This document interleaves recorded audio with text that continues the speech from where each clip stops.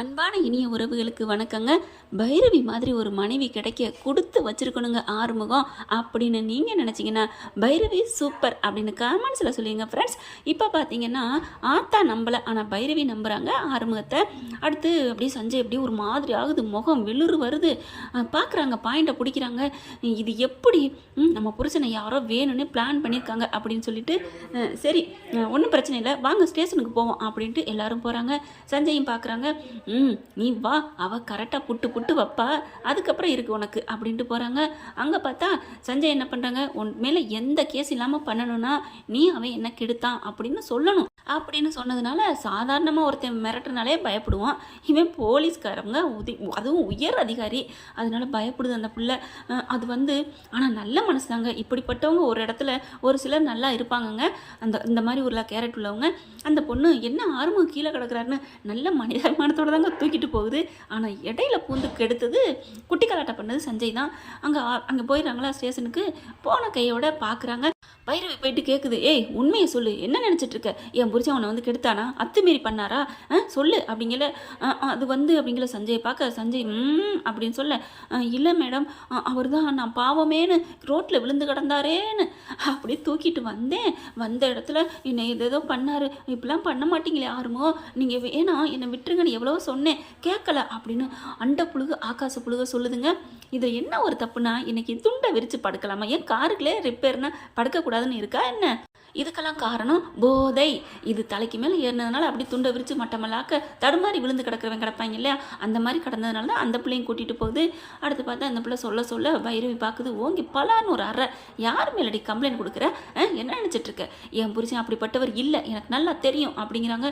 சஞ்சய் பார்க்குறாங்க. பைரவி இரு, ஏன் பறக்கிறப்பெல்லாம் அடிக்கக்கூடாது அப்படிங்கிறாங்க. இல்லை சஞ்சய், இவ பொய் சொல்கிறா அப்படின்னு சொல்ல அன்னபூர்ணி பார்க்குது.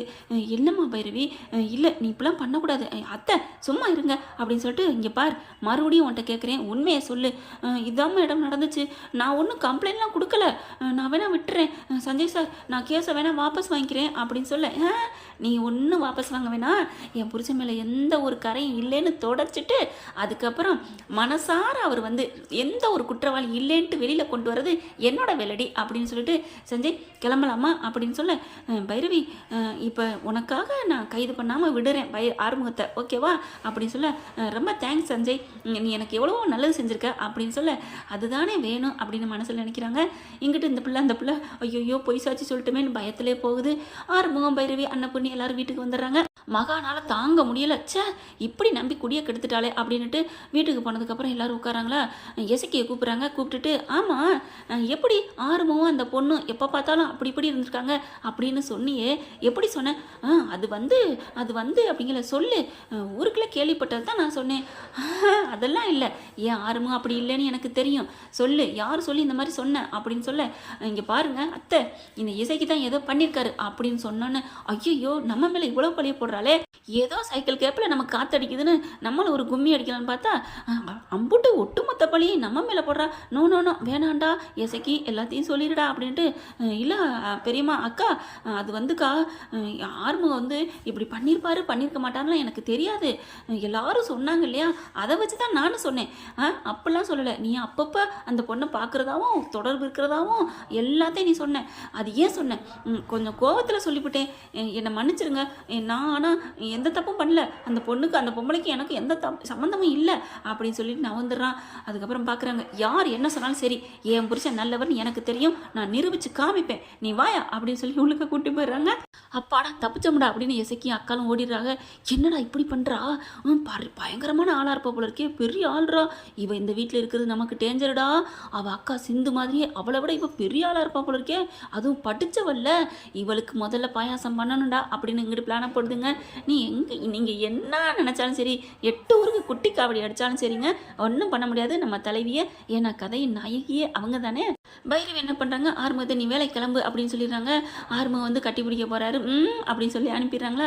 அடுத்த மறுநாள் என்ன பண்ணுறாங்க, சஞ்சய்க்கு கால் பண்ணி ஒரு இடத்துக்கு வாங்குறாங்க. அதாவது மயங்கி விழுந்து கிடந்தார் இல்லையா, அந்த இடத்துக்கு அவரும் வந்துடுறாரு. ஈன்னு பல்ல காமிச்சிட்டு, என்ன பைரவி, என்ன எவ்வளோ பெரிய போஸ்ட்டில் இருக்கிற, நீலாம் இப்படி இருக்கலாமா அப்படின்னு தானங்க தோணுது.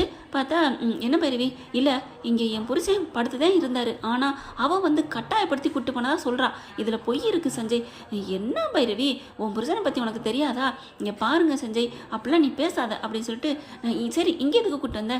இங்கே எப்படியும் ஒரு கேமரா இருக்கும், நான் அதை பார்க்கணும் அப்படின்னு சொல்லிட்டு ஒவ்வொரு இடமா பார்க்க, பாரு பாரு எங்கே இருக்க போகுது அப்படிங்கல, இல்லை கண்டிப்பாக இருக்கும் அப்படின்னு சொல்லிட்டுங்களே ஒவ்வொரு இடமா பார்க்குறாங்க. கரெக்டாக ஒரு வீட்டு மாடியில் வச்சுருக்காங்க. அந்த இருக்குது சஞ்சய் அப்படின்னு சொல்ல, ஐயோ இதை கவனிக்கலையே, போச்சு மாட்டிட்டோமே. மாட்ட மாட்டோம், நம்மளை அவளை பிடிச்சோம் அப்படின்னு சொல்லிட்டு அந்த கேமரா ஃபுட்டேஜை போய் பார்க்க போகிறாங்க. போலீஸோட வரவும் அவங்களும் ஐயோ என்னாச்சு ஏதாச்சு அப்படின்னு கேட்குறாங்க. இல்லை உங்களோடது வேணும் அப்படிங்கிறாங்க. ஃபுட்டேஜ் எடுத்து பார்க்குறாங்க. கரெக்டாக இவர் காரை ரிப்பேர் பார்த்துட்டு அதுக்கப்புறம் சரியாகலைன்னு துண்டை விரித்து அழகாக தாங்க படுக்கிறாரு. அப்பா தூங்குடா கைப்புள்ள அப்படின்னு வடிவேலு தூங்குற மாதிரி புருன்னு தூங்குறாரு. அந்த பக்கம் வண்டியில் வருது. அந்த பிள்ளையும் யதார்த்தமாக பார்க்குது, அப்புறம் பதார்த்தமாக தூக்கிட்டு போகுது. அது எல்லாம் ரெக்கார்டாக இருக்கா. அந்த பேசுகிறது தான் கொஞ்சம் தெரியல. பார்க்குறாங்க, அப்படியே தூக்கி வாரி போடுது. பாத்தியா சஞ்சய், அவர் யதார்த்தமாக தான் படுத்திருக்காரு, இவ தான் கூட்டி போயிருக்கா. சரி பைரவி, கூட்டி போனாலும் போன இடத்துல ஏதாவது பண்ணியிருக்கலாம்ல, என்ன சஞ்சய் அப்படியே பிளேட்டை மாத்துறீங்க அப்படிங்கல. இல்லை பைரவி, நீ பாரு ஆதாரம் கரெக்டாக கிடச்சிருக்கு, அதனால என் புருஷன் சொன்னதான் உண்மை. எனக்கு என்னம்மா அவள் பொய் சொல்கிறான்னு தோணுது. அவளை நீ கட்டி வச்சு உரிச்சு 2 அடி சாத்தினா எல்லா உண்மையும் வந்துடும், நீ வா அவள் வீட்டுக்கு போவான் அப்படின்னு சொல்ல, இல்லை பைரவி இல்லை அப்படிங்கிறாரு. ஏன்னா அங்கே போனால் அவள் நமக்கு பயப்படுறாளோ இல்லையோ, பைரவி 2 ஆட்டம் போட்டனா ஆடிடுவாளே அப்படின்ட்டு, வேணாம் பைரவிங்கிறாரு. நோ அதெல்லாம் முடியாது அப்படின்னு சொல்லிட்டு வேக வேகமாக வீட்டுக்கு போகிறாங்க. அந்த பிள்ளை என்ன பண்ணுது, பார்த்தோன்னே ஐயோன்னு பயப்படுது.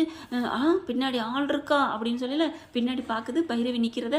ஐயோ வாங்க மேடம், வாங்க சார், என்ன அப்படின்னு கேட்க, என்ன சாமர்த்தியமாக பண்ணுறதா நினப்பா அப்படின்னு பைரவி கேட்க, என்ன சார் என்ன மேடம், எதுவும் சொல்லிடாத அப்படிங்கிற மாதிரி ஜாட காமிக்க, கரெக்டாக பார்க்குறாங்க பைரவி. என்ன ஏதோ அப்படின்னு சொல்கிற, என்ன சஞ்சய், ஒன்றும் இல்லை நீ உண்மையை சொல்லுன்னு சொன்னேன், அப்படின்னா நீ இப்படி ஆட்டக்கூடாதே அப்படிங்கிற. புரியுது சஞ்சய், இது இதில் ஏதாவது திருவிளையாடு இருக்கா அப்படின்னு கேட்க, ஐயோ பைரவி அப்பெல்லாம் இல்லை, ஏய் உண்மையை சொல்கிறீ என்னடி பண்ண அப்படின்னு கேட்க, அப்படியே பிளேட்டை மாத்துறாரு.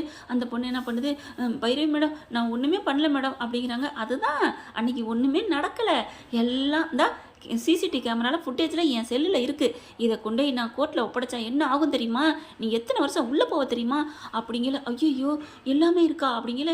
ஐயோ இல்லை அவள் பொய் சொல்கிறா, பைரவி பொய் சொல்கிறான்னு இவர் ஜாட காமிக்கல. படக்குன்னு பைரவி திரும்புகிறாங்க, அப்படியே நின்று போயிடுறாரு.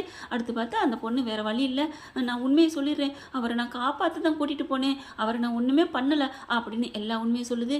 அப்புறம் ஏன் அப்படி பண்ண அப்படிங்கல. சஞ்சயை பார்க்குது, ஐயோ சஞ்சய் மாட்டி விட்டா நம்மளை தோல் உரிச்சு தொங்க போட்டுருவானே அப்படின்னு. இல்லை மேடம், அது வந்து அவர் மேலே எனக்கு ரொம்ப நாளாக ஆசை, அதனால இப்படி ஒரு பொய்யை சொல்லுவியா, அப்படிலாம் இல்லை, ஒரு ராத்திரிக்கு ஒன்றா இருக்கலாமேன்னு சும்மா தான் படுத்திருந்தேன் அப்படின்னு சொல்ல, அப்புறம் ஏன் நீ பூவை பிச்சு போட்டு வளையலை உடச்சி போட்டு, நான் அதெல்லாம் சும்மா பண்ணேன், தயவு செஞ்சு என்னை மன்னிச்சிருங்க அப்படின்னு காலில் விழுந்து அழுகுது. அதெல்லாம் முடியாது சஞ்சய், இவளை கைது பண்ணி உள்ள தள்ளுங்க, முட்டி அடிங்க அப்படிங்கிறாங்க. அதுக்கப்புறம் இவளை சும்மா விடக்கூடாது அப்படின்ட்டு, நீ கவலைப்படாத பேரு, நீ போ, உன் புருஷன் மேலே எந்த தப்பு இல்லைன்னு நான் சொல்லிக்கிறேன் அப்படின்ட்டு அப்படின்னு கஞ்சாட காமிக்கிறாரு. அதுக்கப்புறம் அப்படியே அந்த பொண்ணு, என்ன சார் அப்படிங்கலாம், எதுவும் சொல்லாத, உன்னை இன்னைக்கு மட்டும் உள்ளார வச்சுட்டு நாளைக்கு அனுப்பிடுவேன், அவளுக்கு அது தெரிய போகுது அப்படின்னுட்டு, சரி பைரவி நீ கிளம்பு அப்படின்னு இவர் இங்கே போயிடுறாரு. மன்னிச்சுக்க அப்படின்னு மன்னிப்பு கேட்குறான் அந்த ஆள்கிட்ட, அந்த பொம்பளைக்கிட்ட.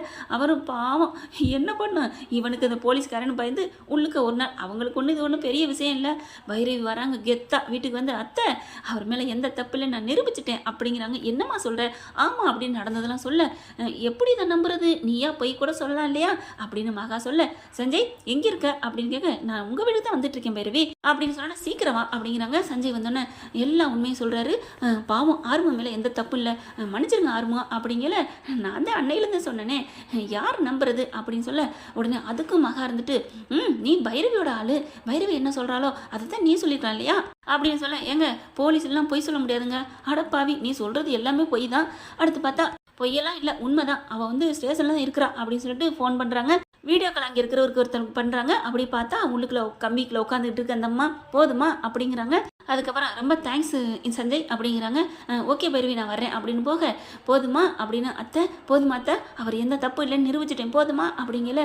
அப்படியே ஆறுமுகத்திட்ட வராங்க. அன்னபூரணி என்ன மன்னிச்சிரு அப்படின்னு மறுபடியும் அழுகுறாங்க, காலில் விழுக போகிறாங்க. ஐயோ அம்மா ஏமா நீ அப்படிங்கிறாங்க. இல்லைடா கட்டண பொண்டாட்டி நேற்று வந்தவ ஒன்றை நம்புறா, ஆனால் நான் நம்பலையே அப்படிங்கிறாங்க. இந்த வீடியோ உங்களுக்கு பிடிச்சிருந்தா தயவு செய்து லைக் பண்ணுங்க. இன்னும் அப்டேட்ஸ்க்காக சேனலை சப்ஸ்கிரைப் பண்ண மறக்காதீங்க. நம்ம கிட்ட இருக்க எல்லா சேனல்ஸோட லேட்டஸ்ட் வீடியோ அப்டேட்ஸ்க்காக மேல ரைட் சைடுல காட்டுற லிங்கை கிளிக் பண்ணி வாட்ஸ்அப் குரூப்ல ஜாயின் பண்ணுங்க. உங்களிடம் விடைபெறுவது நான் உங்கள் மெஹர்.